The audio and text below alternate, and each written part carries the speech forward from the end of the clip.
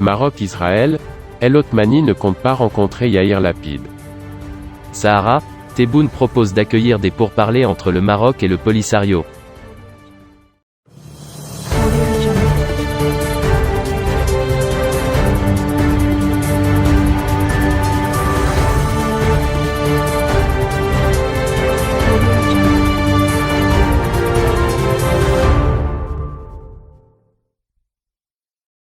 Maroc-Israël, El Othmani ne compte pas rencontrer Yaïr Lapid. Le chef du gouvernement a qualifié la normalisation des relations diplomatiques entre le Maroc et Israël de décision douloureuse et difficile.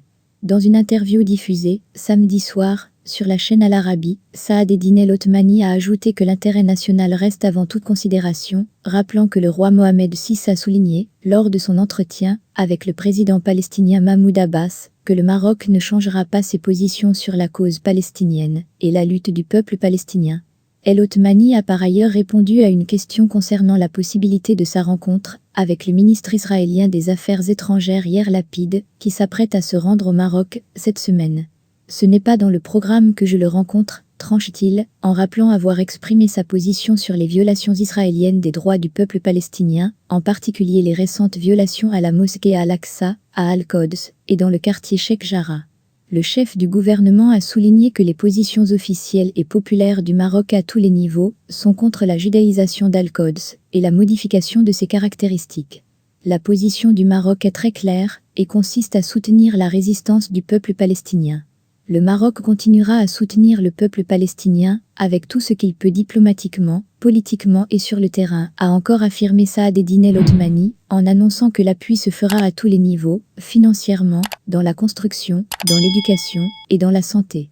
A rappelé qu'une source au ministère marocain des Affaires étrangères, de la coopération africaine et des Marocains résidant à l'étranger a confié, la semaine dernière, que Yaïr Lapid se rendra au Maroc les 11 et 12 août, dans le cadre d'une première visite officielle depuis la normalisation des relations entre les deux pays en décembre dernier.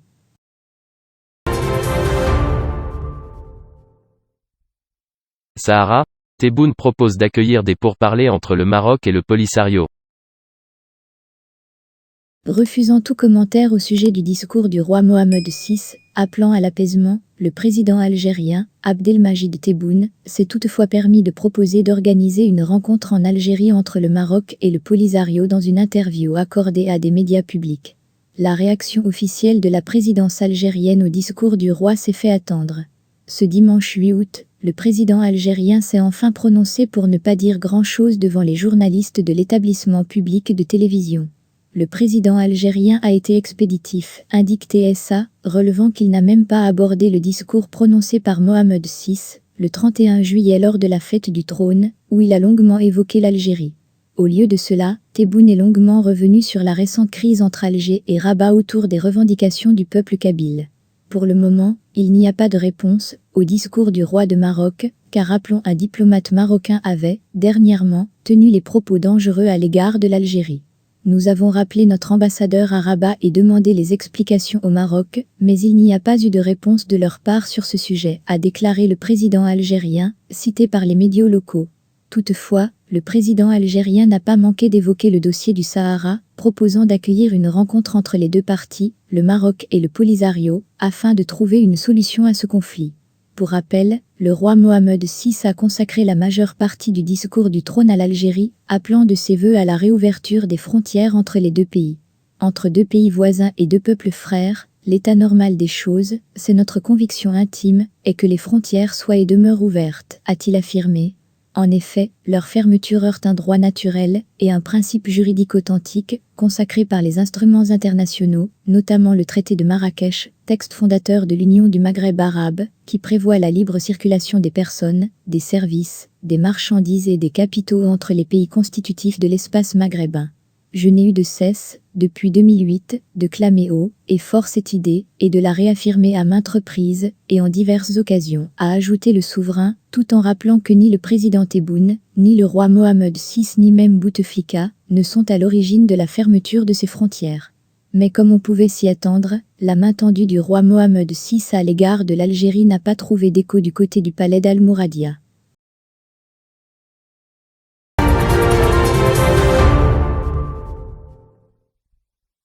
Covid-19 au Maroc, 5043 nouvelles infections et 69 décès ce lundi.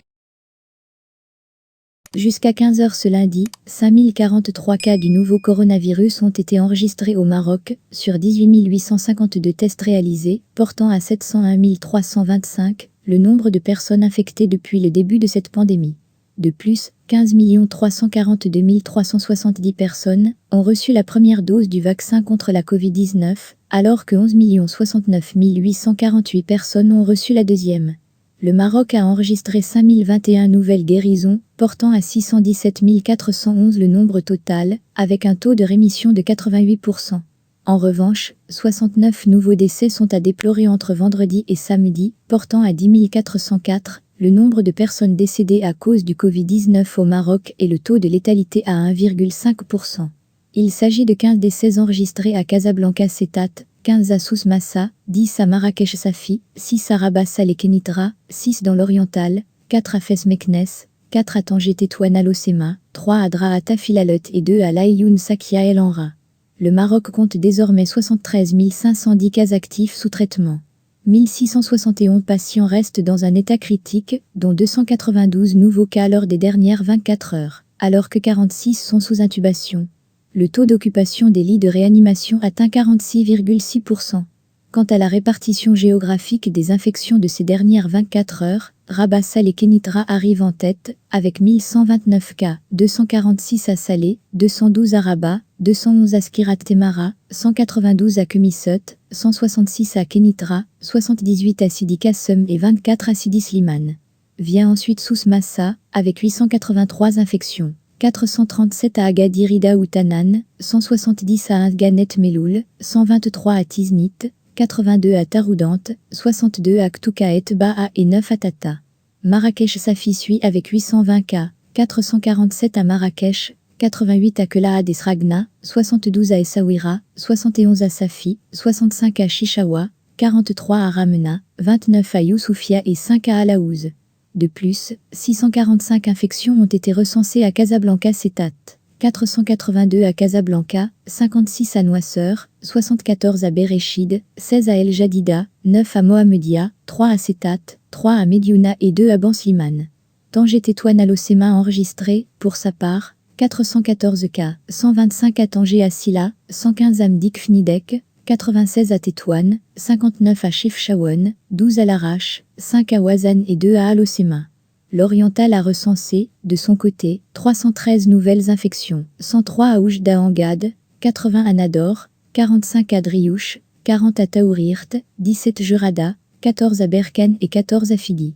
Il s'agit également de 259 cas recensés à Draa Tafilalt, 80 à Erachidia, 77 à Ouarzazate, 47 à Tinguir, 33 à Zagora et 22 à Midelt, 223 infections enregistrées à Beni Mellal Kenifra, 119 à Fkiban Saleh, 59 à Azilal, 29 à Kouribga, 12 à Beni Mellal et 4 à Kenifra, ainsi que 132 cas confirmés à Fès Meknes, 87 à Fès, 26 à Sefrou, 15 à Taza, 3 à Ifran et 1 à Taounat. Enfin, Dakhla Ouaded Dahab a recensé 126 nouveaux cas, 125 à Ouaded Dahab et 1 à Ousser, contre 80 infections à Guelmim Oued Noun, 31 à Tantan, 23 à Sidi Ifni, 20 à Guelmim et 6 à Assazag, et 9 cas à Laïyoun Sakia El Anra, 15 à Tarfaya et 4 à Laïyoun.